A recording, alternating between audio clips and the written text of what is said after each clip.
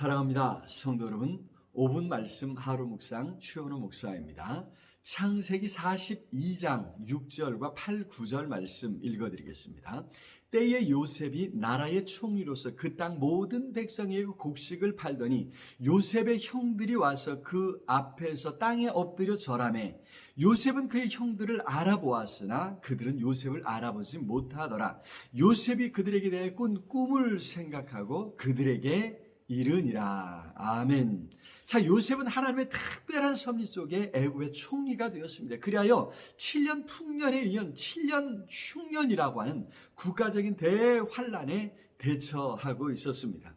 그러한 흉년은 애굽에만 있었던 것이 아니었죠. 중근동 사회 전체에 흉년이 들었고 흉년에 대비하지 못한 각지에서 곡식을 구하려고 애굽으로 왔습니다. 요셉의 형들도 예외가 아니었습니다. 애굽인에 대한 곡식 판매는 총리인 요셉이 직접 결정했던 것 같습니다. 그래서 요셉의 형들은 총리인 요셉에게 찾아와서 곡식을 구매하게 허락해달라고 엎드려 절하고 있습니다. 하나님의 섭리는 참으로 오묘해서 우리가 이해하지 못하는 경우가 대부분입니다. 특히 당시엔 100% 이해하지 못한다는 것이 맞는 말일 것입니다. 지내놓고 보면 조금씩 그 퍼즐을 맞출 수 있는 것이죠.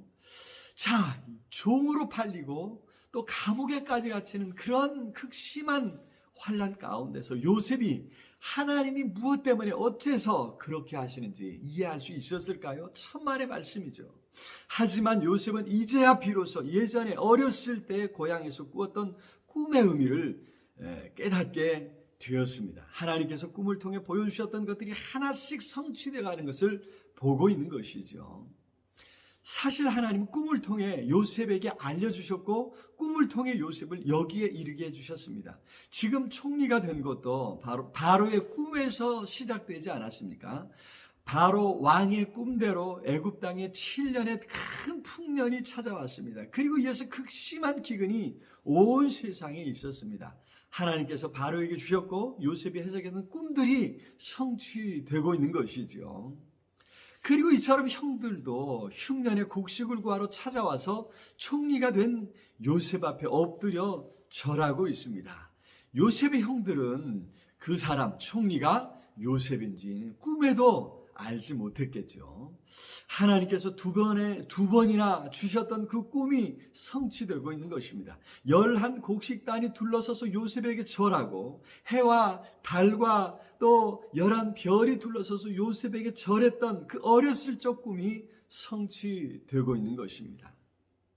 요셉은 지금까지 그 꿈을 기억하며 뭔가 하나님의 섭리가 있음을 믿었고 종으로 팔리고 또 모함을 받아 감옥에 갇히는 큰 환난에도 인내할 수 있었습니다. 그랬더니 과연 꿈이 성취되는 것입니다. 얼마나 놀라운 일입니까? 하나님께서는 오늘도 여러 방법으로 우리의 삶에 찾아오시고 말씀하십니다. 특히 요셉에게 주셨던 것처럼 꿈으로도 말씀하시지만 더 많은 경우 꿈이 아니라 기록된 성경 말씀으로 찾아오시고 우리를 인도해 주십니다. 그래서 요셉이 기록된 말씀이 없었던 시대에 꿈을 붙잡았던 것처럼 오늘 우리는 성경의 계시가 완성되었기에 기록된 성경 말씀을 붙잡아야 합니다. 기록된 성경의 시대를 살면서도 여전히 요셉에게 주셨던 것과 같은 꿈을 구한다면 그것도 잘못된 것이죠. 다 큰 성인이 갓난 아이처럼 젖을 먹겠다고 하는 것과 다름이 없는 것입니다. 바라기는 성경 말씀을 붙잡고 더욱 인내하는 가운데 하나님의 뜻이 이루어지는 것을 볼 수 있기를 기도합니다. 주의 약속하신 말씀 위에서 영원토록 주를 찬송하리라.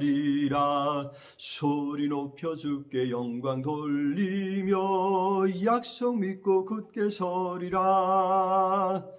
사랑의 주님 참으로 감사합니다. 오늘도 여러 모양으로 우리의 삶에 찾아오시고 우리를 바른 길로 인도해 주시는 것 감사합니다. 특별히 오늘 기록된 말씀으로 우리 가운데 찾아오심을 믿습니다. 말씀 읽고 들을 때에 그 말씀 묵상할 때 깨닫게 하시고 그 말씀을 통해 하나님의 뜻이 이루어지는 것을 보게 하여 주시옵소서. 성령 하나님 우리에게 치해 주옵시기를 간절히 소원하옵고 예수 그리스도 이름으로 기도드리옵나이다. 아멘. 아자, 오늘도 우리 주님 안에서 승리하시기를 기도합니다. 사랑합니다.